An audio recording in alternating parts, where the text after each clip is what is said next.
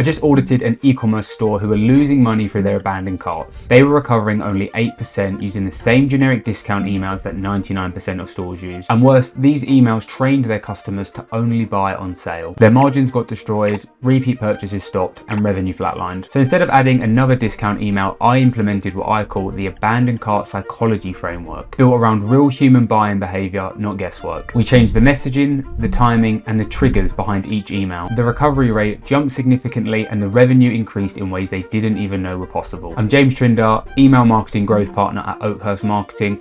I've worked with 30 plus e-commerce brands, helping them unlock millions in additional revenue by fixing broken email systems. Today, I'm breaking down what a high converting abandoned cart / checkout flow looks like, going through each email with examples and real world results. Let's get into it.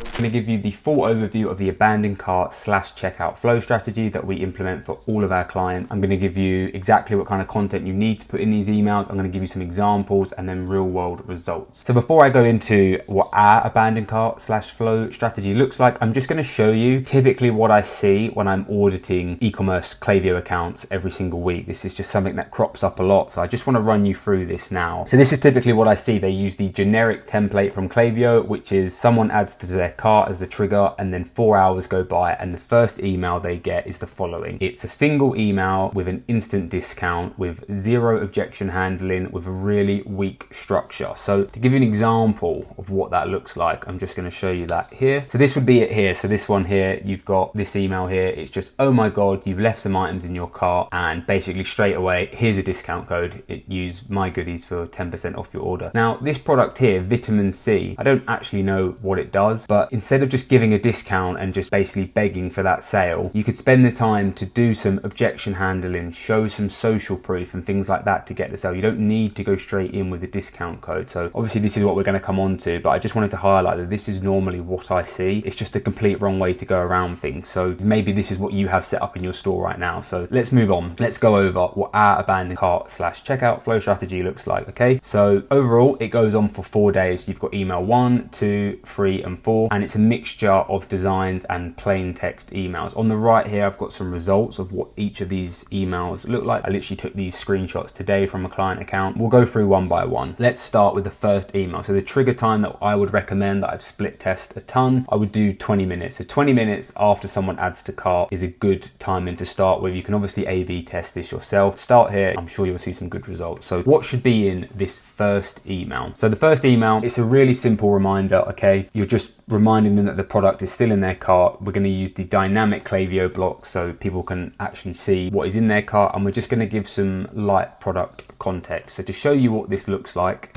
as an example, this email here from Fast Hemis, it follows a really good structure for an abandoned cart email. So you've just got a headline at the top there, forgetting something, great headline to use, feel free to steal that. Then this block here would be the dynamic content. So this is where the products that people have added to their cart, this is where you would put it. And then you've got the call to action there, finish your order now. So main point here, this structure is perfect. Everything is in the hero section. So it's all above the fold, meaning no one on mobile has to scroll. They can open the email and they're going to see their products and they're going to see that call to action button high up in the email, which is exactly what you want. And then just to add to that, as I mentioned, you've got some light product context. So light product context, what do I mean by that? What I don't want to see is just a bunch of text and paragraphs and a bunch of copy for someone that has to read. They'll never do that. So what you want to do is utilize infographics. So these 3 blocks here are our infographics. They're just highlighting some main points about the brand, guaranteed fitment, fast shipping, expert support, things people are going to want to know when they're adding to their cart. So just highlight them there. Really easy and digestible on the eyes. So it's a great one to copy there. You can see there's not much actually to this email, and that's done on purpose. You don't want to overload the email. We just want people to see what was in their cart and get them back and re-engaged to finish checking out, right? So to show you some results of this, so you can see here, wait 20 minutes, the first email's gone out. I've just redacted the subject line because this is a client account, but you can see here, this placed order value, it's done 8K in the last 30 days. So that's really, really strong. This is where some people would actually stop. They would just have that one email and they'd see 8K in 30 days and think, yep, good enough, like I'm happy with that. But as you'll come on to see as we keep moving forward, so much more can be sort of squeezed out of this flow, if you will. Quick note, if you're stuck with low cart recovery and you've tried abandoned cart campaigns, but you keep getting minimal returns or you're losing money daily because of your sequences aren't converting, that's exactly what I fix at Oakhurst Marketing. I've worked with 30 plus brands and generated millions in additional revenue. If you want to see if we can do the same for your brand, just head to the link in the description and book in your call at oakhurstmarketing.com. I'll show you exactly what's causing your low recovery and how to fix it. Let's go back to the factors keeping your recovery stuck. Okay, so email number 2 is going to be text-based, it's going to be founder-led, and we're just going to handle a few objections. So this isn't something I see too often in my inbox that brands are doing, but founder-led emails that are plain text do extremely well. Reason being is it really sort of cuts through the noise. Everyone is used to seeing designed emails in their inboxes, so to get a plain text one, it feels so much more personal, especially when it's founder-led, and we see really great results with this. So to give you an example of what that looks like here, this is for a skincare brand, and you can see here it's from the founder Jake, and what we've done here is got a short amount of copy about, you know, adding something to the cart but they didn't complete checkout, and then we've got these three, as we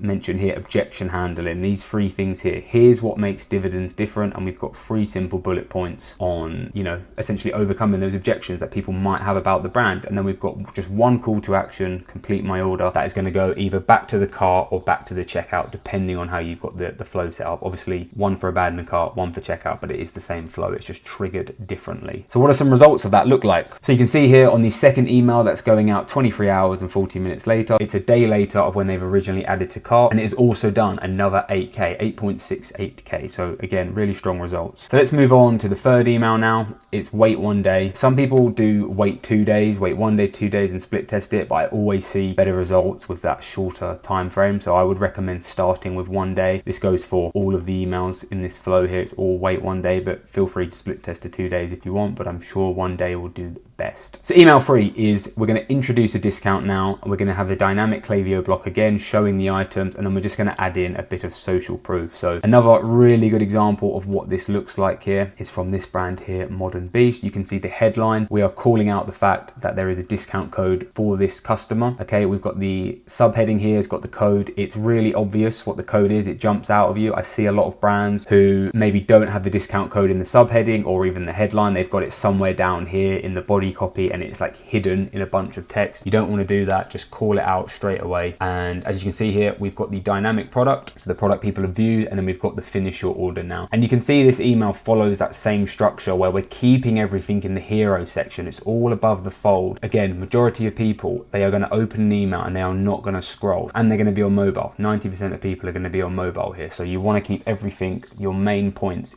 up in this main section. But of course, it doesn't mean that we should just stop there. Like, we might as well add a bit of social proof here. So just below here, we've got a review here from a customer, Mark and Ruby, which I'm sure is probably the person and their dog. But anyway, what we've intentionally done here is we've just added 1 review. So a lot of people think, you know, the more reviews, the better. If they add in 4, 5, 6 reviews, like, oh, surely the more reviews, the more people can read, they're going to be more convinced. But it's really the complete opposite. You just want 1 strong review, because otherwise you're just overloading with content. So just pick out your best review or a review that overcomes an objection that people might have, and just put that one in and you'll be gold. So then again, let's move on to the results of what that email generated. And for this brand, it was 6.4K. So you can see here, we're 3 emails in and we've generated well over 20K. We've done that with introducing a discount by the 3rd email, but you've cleaned 16K in sales without any discounts at the start here. So this is really what I mean with the power of this structure. Like, it can work so well without having to just like eat away at your margin. Anyway, ramble aside, let's go to email number 4. So this is the final email in the flow. It comes a day later after the previous email one. This one, we're going to go back to text based. Okay, we're going to introduce a bit of urgency, and it's going to be a personal discount reminder. So again, it's going to be founder led. So let's take a look at what a good example of what that is going to look like. So you've got this one here from this brand, Mind the Skin, and you can see here they've given the discount code Flair10. It's expiring at midnight. Obviously, you don't have to make the codes expire at that time. You can set them in your Shopify, but your customers don't need to know that. And we've got a bit of context, a bit of copy about the branding itself here, and then we've got that call to action in the email again. Just one call to action in the email, and again, it's founder-led from Audrey, the founder of Mind the Skin. And the results of this email, as you can see here, it's pulled in just over 4K, so it's done really, really well. So this entire email flow here has generated, what, 26K? And a huge portion of that revenue has come without having to utilize discount codes, so we're only using them in the later stages of the flow. So overall, it's a really good strategy. I highly recommend you implement this into your store. Feel free to copy everything here, and I'm sure you'll see great results. Most e-commerce stores with low cart recovery rates aren't failing because of bad products or weak traffic. They are losing sales because their abandoned cart emails are generic, poorly timed, and focused on discounts instead of real buying behavior. They keep sending the same basic reminders, getting the same low recovery rates, while competitors use strategic sequences that consistently convert and quietly take market share. We have helped stores sell significantly by implementing our abandoned cart framework, which is built around real buying behavior and customer intent, rather than random discount tactics. We work with premium e-commerce brands that want to increase revenue without relying on constant discounting. If your recovery rate is low and you are losing revenue every single day, visit the link in the description and book your email strategy call at oakhurstmarketing.com. I will personally audit your store, show you exactly what is blocking conversions and how to fix it. Stop guessing, start converting.